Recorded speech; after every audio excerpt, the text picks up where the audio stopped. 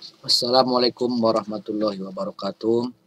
Alhamdulillahillazi hadana ilhaja wa la kunna ilah taula an hadallah.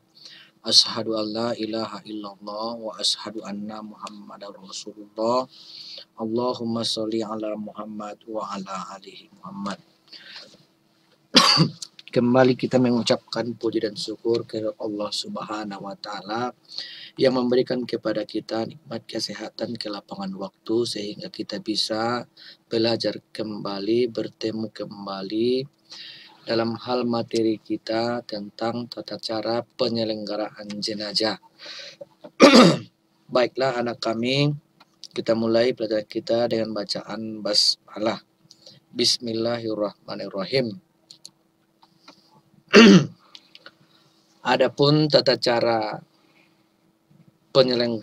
penyelenggaraan jenazah antara lain, yang pertama, apabila sudah benar-benar seseorang itu telah berpulang ke rahmatullah, kita mengucapkan inna lillahi wa inna ilaihi roji'un, yang artinya sesungguhnya kita adalah milik Allah dan kepada Allah kita kembali. Quran Surah Al-Baqarah ayat 156. Dalam hal pengurusan jenazah ini, yang pertama, segera pejamkan matanya apabila belum terpejam. Jadi kita memejamkan mata daripada jenazah atau si mayit apabila matanya belum terpejam. Yang kedua, menutup mulut dengan cara diikatkan ke dagu dengan lembut. Selanjutnya, tutup seluruh badan dengan kain. Menutup seluruh badan jenazah tersebut dengan kain. Memberitahu kematiannya dengan kerabat dan teman-temannya. Dalam hal orang yang meninggal atau orang yang sudah berpulang ke rahmatullah, kita memberi kabar kepada keluarga, kerabat maupun temannya. Adapun hal-hal yang harus dihindari dalam hal pengurusan jenazah, yang pertama, mencela atau menjelekkan aib yang ada di tubuh jenazah. Jadi apabila ada kejelekan, aib yang ada dalam tubuh jenazah tersebut, kita tidak boleh mencelanya atau menceritakannya kepada orang lain. Cukup kita sendiri yang mengetahuinya. Yang kedua, menangisi secara berlebihan. Menangisi secara berlebihan juga tidak boleh atau dihindari dalam hal untuk jenazah. Karena pada dasarnya setiap yang bernyawa pasti akan mati. Jadi kita semua hanya menunggu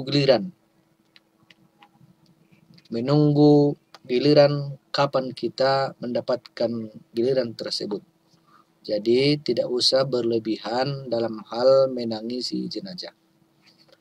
Begitu juga dalam hal meratapi. Meratapi maksudnya mengucapkan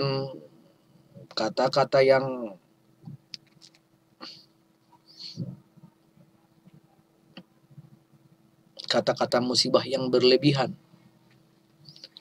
dan juga menciumi. Kita tidak boleh menciumi kecuali keluarga atau kerabat, misalnya anaknya atau ibunya atau ayahnya. Adapun syarat memandikan jenazah, yang pertama, laki-laki bagi laki-laki.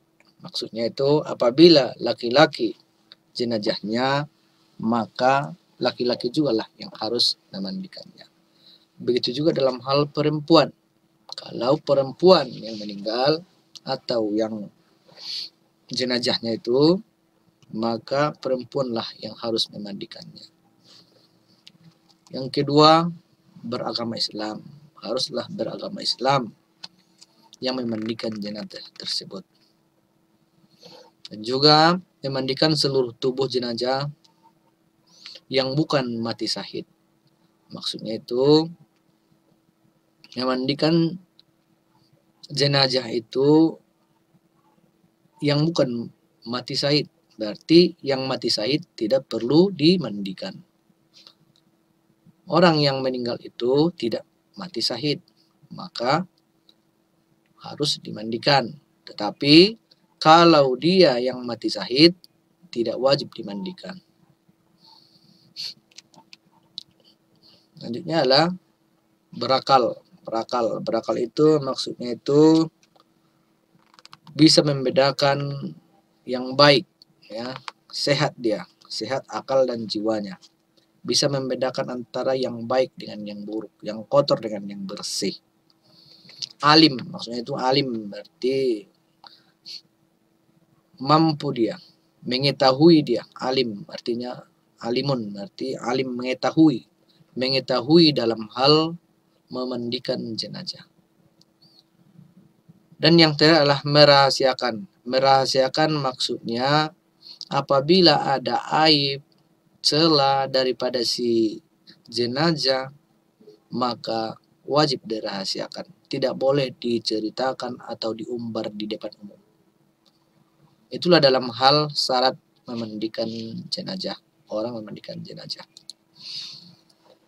Syarat tempat memandikan yang pertama suci dan bersih. Suci dan bersih. Yang kedua, tertutup atap dindingnya. Maksudnya atap dari atas, dindingnya itu dari samping, dari kiri, ya, dari kanan, muka, belakang. Itu dalam hal tertutup dia. Tertutup dia dari atas, atap, dinding, dari belakang, depan, dan juga samping kiri dan samping kanan. Pengertian memandikan jenazah hukumnya fardu kifayah. Dalam hal memandikan jenazah, hukumnya fardu kifayah. Dalam arti fardu kifayah itu maksudnya adalah jika ada orang sebagian yang telah menjalankan, maka telah gugur dosa yang lain. Ulangi sekali lagi, dalam hal fardu kifayah ialah kewajiban bagi seluruh umat Islam, tetapi cukup sebahagian saja yang melaksanakannya, telah gugur dosa yang lain. Hal ini dalam rangka melaksanakan perintah Allah dan memenuhi hak bagi kaum muslimin. Jadi kaum muslimin mempunyai hak kepada orang yang masih hidup dalam rangka fardu kifayahnya, termasuk dalam hal memandikan ini. Anak kami, selanjutnya adalah perlengkapan yang harus dilengkapi antara lain tempat pemandian. Kedua, air yang mengalir, baskom atau bak air, sabun mandi, handuk, kain jarik. Kain jarik itu maksudnya kain yang pecah, atau yang terpotong-potong.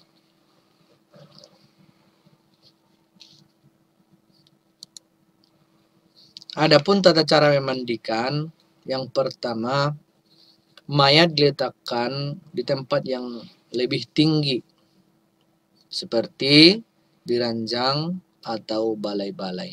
Jadi, kita letakkan jenazah atau mayat di tempat yang lebih tinggi, baik dia di balai-balai atau ranjang, yang dimandikan di tempat yang sunyi. Berarti tidak ada orang yang masuk kecuali orang yang memandikan dan menolong, mengurus keperluan yang bersangkutan. Dalam hal memandikan jenazah ini harus jauh dari keramaian. Jangan sempat orang yang melihat dalam hal jenazah yang dimandikan itu. Jauh maksudnya itu tidak terlihat daripada orang yang lalu lalang. Tidak terlihat orang yang lalu lalang. Artinya ada penutup atap maupun dinding. Dan orang yang masuk dalam hal mengurusnya itu adalah orang yang berkeperluan, atau yang menolong dalam hal memandikan jenazah tersebut. Pakaian si jenazah diganti dengan kain mandi atau basahan. Jadi dalam hal memandikan jenazah itu diganti kainnya, kain mandi atau basahan, dan kalau bisa lah kain sarung agar auratnya tidak terlihat. Jadi sebaiknya kain basah atau kain mandi yang dipakai oleh si jenazah atau si mayat adalah kain sarung agar auratnya tidak terlihat.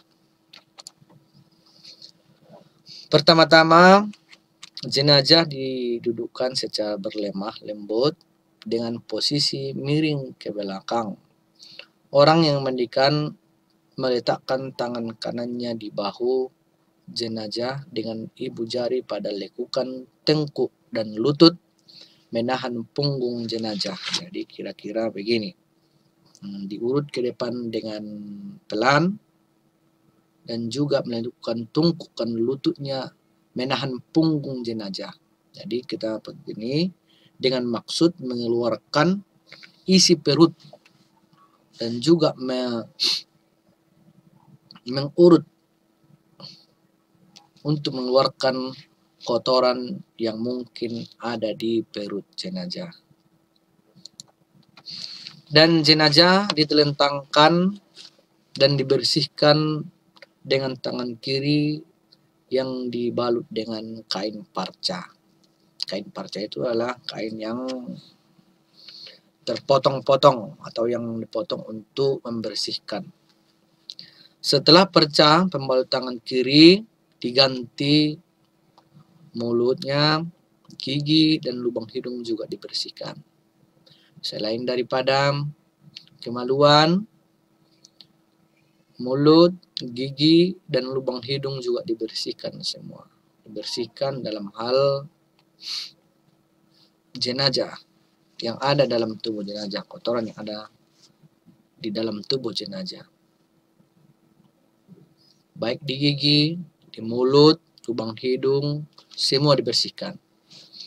Kepala dan jenggot dibasuh dengan air yang dicampur sidir, lalu dirapikan dengan sisir sambil memperhatikan rambut sekitarnya. Kalau ada yang tercabut atau gugur, dikembalikan lagi ke tempatnya.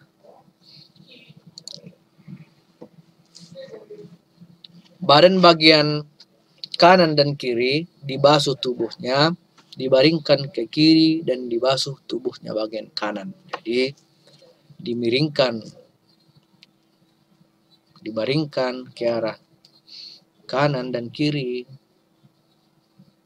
dengan mendahulukan sebelah kanan, dibaringkan lagi sebelah kiri, dibasuh lagi sebelah kanan. Setelah itu dibaringkan sebelah kanan dan dibasuh pula sebelah belakangnya. Yang sebelah kiri untuk semua pembasuhan ini digunakan air bercampur sidir. Sedangkan semuanya selesai, air yang dicampur sidir tadi dihilangkan dengan menyiramkan secara merata dengan air bersih dicampur kapur barus. Apabila setelah selesai dibersihkan masih mengeluarkan najis itu wajib dibersihkan. Jadi dalam hal tadi sudah bersih semua, sudah dipergunakan air yang secukupnya, tapi masih tetap mengeluarkan najis atau kotoran, maka najis itu wajib dihilangkan atau dibersihkan kembali. Jadi itulah dalam hal anak kami tata cara memandikan jenazah. Jadi anak kami dalam hal ini itu saja dulu dalam hal memandikan jenazah. Apabila nanti ada pertanyaan atau prakteknya, kita praktekkan nanti di sekolah setelah kita normal kembali. Jadi terima kasih para anak kami. Jangan lupa untuk menontonnya, dan juga kalau ada pertanyaan bisa anak kami pertanyakan langsung kepada Bapak nanti setelah kita tatap muka di sekolah. Wabillahi taufiq wa hidayah. Assalamualaikum warahmatullahi wabarakatuh.